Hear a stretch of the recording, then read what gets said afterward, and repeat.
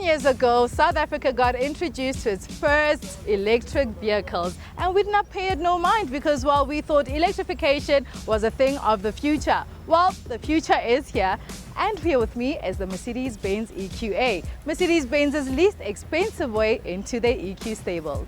The rest of the models in the stable include the EQB, EQC, EQE, as well as the range-topping EQS. Styling-wise, this is based on the Mercedes-Benz GLA. Of course, they do look similar, but this has some different styling cues.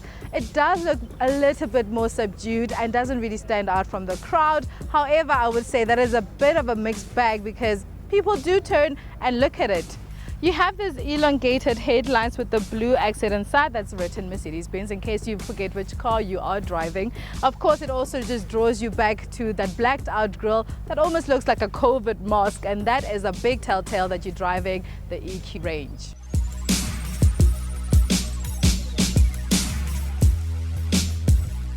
Over in the rear is this connected tailpiece. Now it almost resembles a unibrow, but I feel like it looks very futuristic and actually really brings that back alive. How much boot space do you have in here? Well, let's find out with our classic sit-in tester.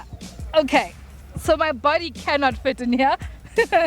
So don't try hide a body, but I feel like it will be adequate to get those school bags in and maybe also your travel bags.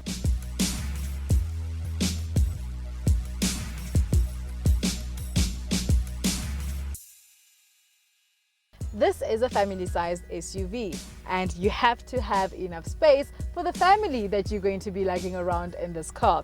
You have enough legroom space.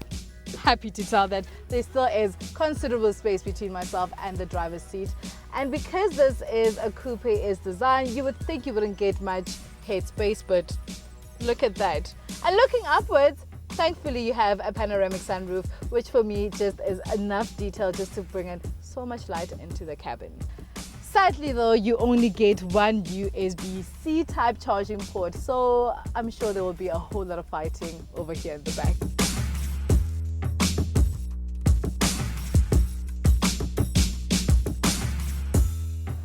Mercedes-Benz has always had one of the nicest cabins to be in, of course.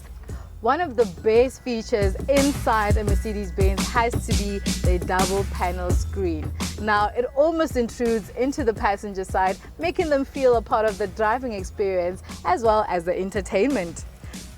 Functionality extends into the steering wheel, making selecting features on these buttons easier to control while driving. Talking about driving, how does it drive? Before that though, let's get this baby charged.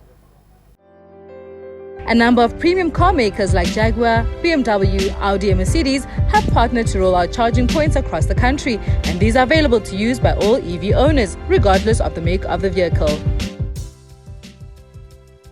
So while the car charges, let me enjoy a cup of coffee. Now let's talk electrification in South Africa, all right? The big elephant in the room. The slow uptake in buying EVs in South Africa has been because the initial payment of buying an EV is actually quite high. Although running costs are low, there are some factors to actually think about when purchasing an EV. So how do we urge South Africans to move into this electric market? Well, number one, subsidies. Government has to come on board and subsidize our initial costs of buying an electric vehicle. Number two is infrastructure. We need more charging ports along various routes as well as malls. Number three is load shedding, the bane of our existence. Now with all those tackled, we might be able to move on into that electric market much quicker.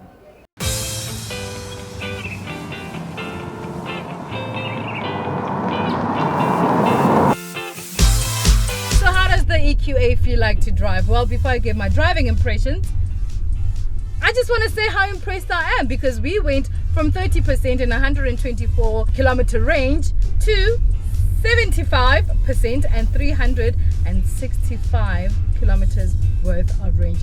And all that was under 35 minutes that I had my coffee. In South Africa, we only have the EQA 250. Now, under the hood is a motor that has been placed in the front axle, making this a front wheel drive, as opposed to sportier derivatives that you would find the motor both in the front and rear, making it an all-wheel drive.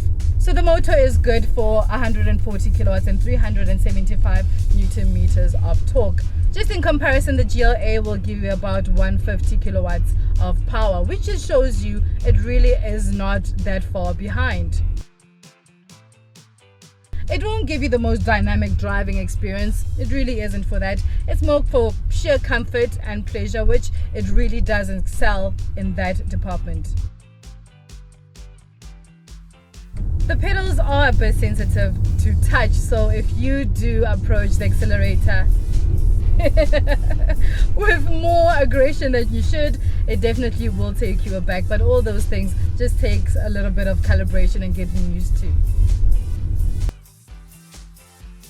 If you look at the Volvo XC40 Recharge as well as the BMW X1, they all offer really good sized cabin space, legroom as well as boot space. But if you are looking for comfort as well as aesthetics, to be in a cabin that really feels like you don't want to leave at all, the 3-pointer star really does stand out head above the rest.